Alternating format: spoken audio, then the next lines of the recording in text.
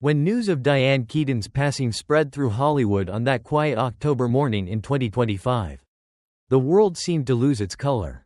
She had been the heartbeat of an era, the woman who made romance both intelligent and human, who made laughter look like art. At 79, she left the world as she had lived in it, softly, gracefully, and without spectacle. The grief was immediate. Old colleagues like Woody Allen, Al Pacino, and Warren Beatty sent their tributes, speaking of her wit and her fearless devotion to life. But it was the silence of Keanu Reeves that struck the deepest chord. For a man who had built his life on restraint, a man who smiled instead of speaking and mourned privately instead of publicly, his stillness became a mystery all its own. And then, 1 week later, during the New York premiere of a small independent film, he appeared. The cameras expected his usual quiet charm, but what they captured instead was something raw and unguarded. Dressed in black, eyes heavy with sorrow, Keanu approached the microphones with a trembling voice and whispered, "I loved Diane, deeply, sincerely, painfully."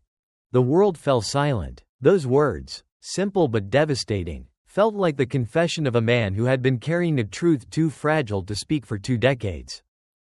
Reporters froze. The crowd of journalists, so used to the superficial rhythm of red carpets, suddenly realized they were witnessing something sacred. Keanu's voice wavered, breaking once or twice, but he didn't stop. He spoke of Diane not as a co-star, not as a legend, but as someone who had seen him when the rest of the world only saw his mask. She was alive in every moment, he said softly. When she laughed, she lit up the whole set. And when she looked at you, you felt like the world wasn't so heavy anymore. Behind the cameras, some of the crew were in tears. There was something disarming about seeing Keanu Reeves, the man who had endured more loss than most could survive, finally allow himself to break. Their story had always been whispered in Hollywood circles, half believed and half dismissed as just another rumor from the tabloids. But that night, his confession gave it shape, gave it truth. It wasn't gossip anymore, it was the kind of love story that lives in silence, burning quietly until one soul leaves the world and the other can finally speak. As the premiere ended, Keanu didn't pose for photographs. He simply placed a white rose beside a portrait of Diane displayed in the lobby, the same kind of rose she had once tucked behind her ear on the set of Something's Got to Give. When asked what he would remember most about her, he answered without hesitation, "Her laugh, and the way she believed in me when I didn't believe in myself." That night, fans lit candles outside Grauman's Chinese Theater, leaving handwritten notes and movie tickets from Annie Hall and The Godfather. Across the city, her voice played softly from old film clips, gentle, funny, endlessly alive. And somewhere in that crowd of mourning, Keanu Reeves stood quietly, head bowed, hands in his pockets, not as a star, not as Neo, but as a man finally mourning the woman who had taught him how to feel again, and whose absence would now echo in every beat of his heart. For Keanu, this wasn't just the end of a chapter. It was the end of an unspoken promise, a love that never bloomed, yet somehow never died. Their story began not in a romantic dinner or a secret rendezvous, but under the blinding lights of a Hollywood set.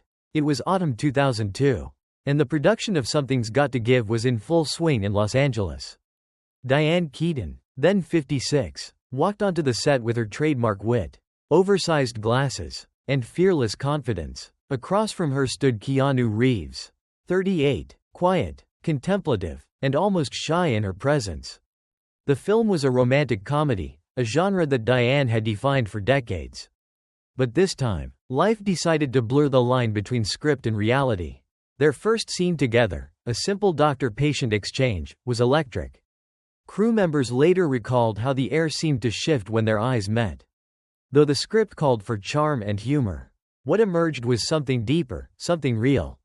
Diane joked between takes that kissing Keanu felt like kissing my own son, drawing laughter from the crew. Yet the way her voice softened whenever he looked at her betrayed a tenderness that words could not hide. And Keanu, who was used to stoic action roles, found himself stumbling through dialogue, genuinely flustered by her presence. The chemistry between them wasn't crafted, it was spontaneous, undeniable, alive. When Something's Got to Give premiered in 2003, it became a box office phenomenon, grossing over $266 million worldwide. But behind the scenes, whispers began to circulate. Had the on-screen spark between Keaton and Reeves followed them off-screen? In 2006, Diane appeared on The Oprah Winfrey Show and, with her signature grin, declared, "I'm going to marry Keanu Reeves. He likes older women." The audience laughed, thinking it was one of her playful jokes. But to those who knew her, the glint in her eyes hinted at something more than humor, perhaps a longing she could not openly name. Their connection deepened after filming ended. Friends recalled late-night drives along the Pacific Coast Highway, Diane in the passenger seat humming old Beatles tunes while Keanu smiled quietly beside her. She would talk for hours about art, architecture, aging, and love while he listened, finding in her a warmth that no Hollywood script could replicate. Diane, who had loved and lost some of the industry's most famous men, found in Keanu a gentleness unlike any she had known. She spoke to him about Woody Allen, who had adored her but feared commitment, Warren Beatty, who loved everyone yet belonged to no one, and Al Pacino. Her greatest heartbreak, the man who refused her plea to marry him in 1987, leaving her heart shattered into pieces.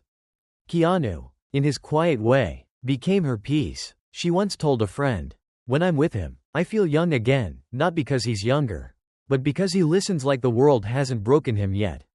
But Keanu was broken, more deeply than she knew. The ghosts of his past were still alive within him. In 1999, his daughter Ava Archer Syme Reeves was stillborn. 2 years later, her mother, Jennifer Syme, died in a car accident. Two losses so close together left scars that no time could heal. He carried that grief like a shadow, following him everywhere. One evening, as Diane sang softly in the car, Keanu finally spoke the words he had been holding back. "I want to love you, but I don't know how to stop being afraid." Diane reached for his hand. Her voice trembled. "Then don't leave me, just stay, even if it's hard. I've been broken too. But fear has a way of defeating even the purest love." By early 2005, their relationship had begun to fade under the weight of unspoken pain. One morning, they sat together at a small cafe in Venice Beach. The coffee between them had gone cold. The silence said everything words couldn't. Keanu looked at her, the woman who had taught him that love could be patient, could be healing, and whispered, "You deserve someone stronger." Diane smiled, though her eyes were wet. "Maybe I already had him. He just doesn't know it yet." They parted that day, not with anger, but with a quiet heartbreak, the kind that doesn't end, only softens with time. And for years afterward, whenever Keanu looked out at the California coastline, he remembered that car, that laugh, that fleeting moment when two souls met, and love, for once, had felt possible. Time moved on, as it always does, but for Keanu Reeves, something inside him never quite healed after Diane. The world saw him smiling on red carpets, performing breathtaking stunts in John Wick and the Matrix sequels, appearing in interviews with his calm humility, but those who knew him closely said there was always a shadow in his eyes. It wasn't the exhaustion of fame, it was the look of a man still haunted by a goodbye that had come too soon. Though their romantic chapter ended in 2005, Diane Keaton never really left his life. They exchanged Christmas messages, brief phone calls, and the occasional dinner whenever their paths crossed in Los Angeles. At award shows, they would share short, knowing glances, the kind that belonged not to lovers, but to two souls bound by something deeper, recognition. At the 2020 Academy Awards, the world caught a glimpse of that connection, as Diane stepped onto the red carpet in her signature wide-brimmed hat. Keanu approached her with that shy, boyish smile. The cameras flashed as they embraced. The moment lasted only seconds. But in that stillness, something timeless flickered, a quiet warmth, a spark of what might have been. Reporters called it a friendly reunion. But for Keanu, it was far more. It was closure disguised as coincidence. When October 11, 2025 came, and the news of Diane's death hit global headlines, Keanu was filming in New York. His assistant brought him the news on set. Those nearby later said he didn't speak for almost an hour. He simply walked off the stage, sat alone near a window, and stared outside as rain began to fall. When he finally whispered, it was barely audible. "No, not her." The days that followed were a blur. He didn't attend public memorials.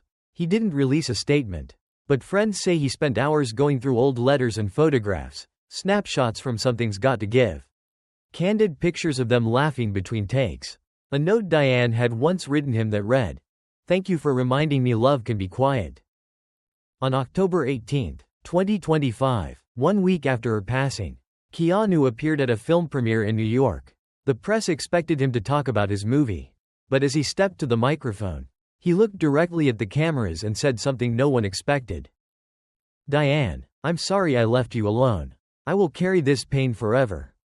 The room went silent. There was no applause, no follow-up question. It was as if the entire city paused to let his grief breathe. Those words, so raw, so unfiltered, were not meant for the audience. They were meant for her. In that moment, Keanu's public mask fell away. The composed movie star became a man again, the same man who once drove down the Pacific Coast Highway with Diane's laughter filling the night air. The same man who had promised himself he'd never love again after so much loss. He later told a friend that he dreamt of her that night. In the dream, Diane was wearing white, sitting by a window with a cup of coffee, sunlight spilling over her face. She looked peaceful. She smiled and said, "It's okay, Keanu, I'm still singing the Beatles." That image stayed with him, her voice, her humor, her grace, and though she was gone, Keanu felt that their connection had transcended everything. "We weren't meant to end with marriage or forever," he once said quietly. "We were meant to remind each other that love, even when it hurts, is proof that we lived." In the months after Diane's passing, Keanu was seen visiting the ocean often, the same coastline they had once driven along. He never brought flowers, only small seashells he'd leave on the sand, whispering words that the wind would carry away. Fans who happened to see him from a distance described it as the saddest kind of devotion, one without witnesses, one that never asks to be seen. Hollywood has known countless romances, but few as silent, as tender, and as achingly human as this one. Keanu Reeves and Diane Keaton never walked down the aisle, never grew old together, never said, "I love you," under the bright lights of fame. Yet their story outlived every headline. It became a quiet legend, a love unfulfilled, but eternal. And somewhere, beyond the noise of the world, perhaps Diane still smiles at him, the woman who taught him that love doesn't need to last forever to be real, and that even a broken heart can still be beautiful.